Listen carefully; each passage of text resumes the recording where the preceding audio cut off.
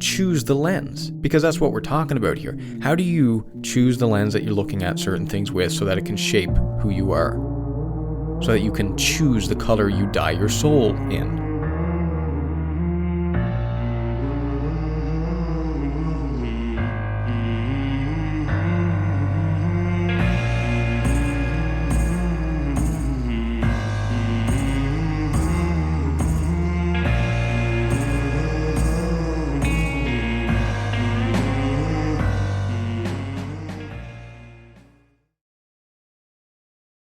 The soul becomes dyed with the color of its thoughts.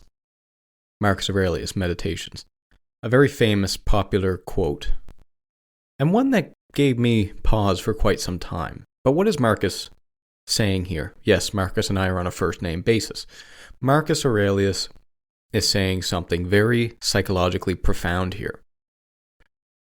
Your repeated thoughts shape your character.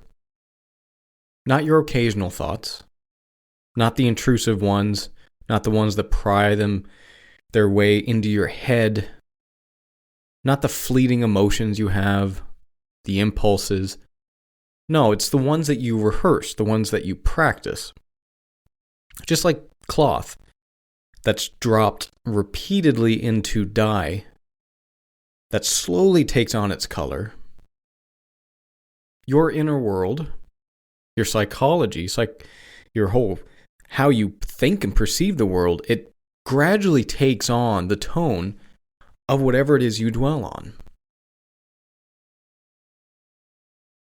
This is a very, very powerful idea. And I'm going to present to you an analogy here on how to understand this from none other than physiology. If you've ever heard of cupping, cupping is a technique in which they take sometimes it's an actual cup. Now they have silicone cups.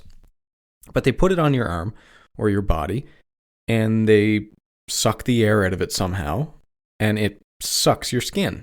And it creates these dark, round circles on your body.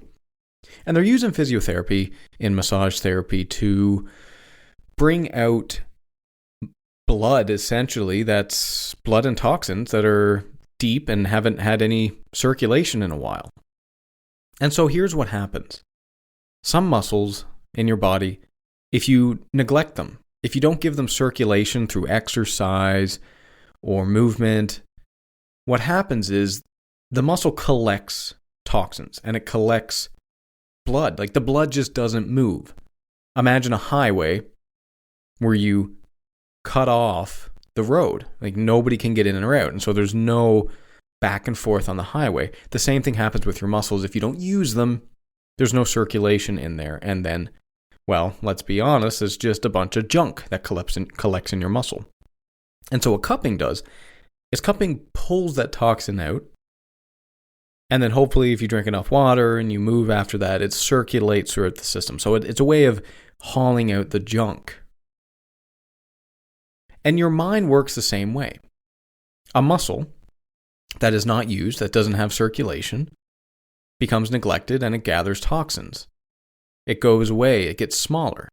A muscle that you pump blood into, that you stress, that you resist, those muscles grow stronger, they have good circulation, and the muscles are healthy. In the same way, your mind, your thoughts, the ones that you give blood to, the ones that you exercise, the ones that you practice, the ones that you circulate, those are the thoughts that become strong. And so let's get down to a concrete example here. Let's say you are someone who struggles with self-worth. And it could be for many different reasons. You have to figure out what it is actually that you struggle with. But let's say it's something like you don't like the size or the shape of your nose. If that is in your psychology, if you are practicing that thought every day, several times a day, 20 times a day, the thought that goes through your head is, I have a big nose, this person is staring at my nose, oh my God, I'm so ugly, God, I don't like this nose. You will become someone who is very insecure. And all that is All that is practice. You're circulating that thought. You're exercising that thought. And you can actually change that. That's a very powerful thing about this. You can change it. You can think something differently. You can think, well, it's just a nose. Whatever, who cares? Yeah, that person might be looking at me, but they're probably not. It's just in my head. Or you could even think, well, who cares if they stare at me? It doesn't really matter. My character is what matters. My nose is not. And so you can rewire your brain to think better thoughts. And so when we say the soul becomes dyed with the color of its thoughts, the soul here to the Stoic is your character. It's a very physical thing. It's who you are. It's your habits, your character, your integrity, all of that. Hey there. Let me thank you for being a listener to this ad-free podcast. If you enjoy the podcast, there are a few things you can do to help me out. A 5-star review on Spotify or wherever you're listening to this really does help, and it's free. You can also sign up for my Substack newsletter or Patreon. Substack free gets each episode emailed to you along with the transcripts in the form of an article. You'll also get access to my live talks, followed by a Q&A afterward. Substack Premium supporters and my patrons on Patreon get access to the recordings and a brief article of those Q&A sessions, access to full episodes of the Paradoxically Speaking podcast, my Steps to Success interview series, Stoic meditations, and much more. Links to Substack and Patreon can be found in the show notes. And so the purity of your soul is directly related to the quality of your thoughts. So if you continuously think poor things about yourself, lo and behold, you will have a terrible self-esteem. Your soul will become dyed with those colors. Period. If you dwell on resentment, your disposition hardens. If you dwell on fear, your baseline becomes anxiety. But what if you dwell on gratitude? Your temperament softens. What if you dwell on duty? Your identity strengthens. The mind doesn't stay neutral. Your mind absorbs. And we think sometimes that thoughts come and go and we have no control over them. And we don't have control over intrusive thoughts and impulses, but we do have control over what we rehearse, what we practice, what we think about consciously. And this is why discipline matters. This connects directly to Stoic practice. Guard your impressions.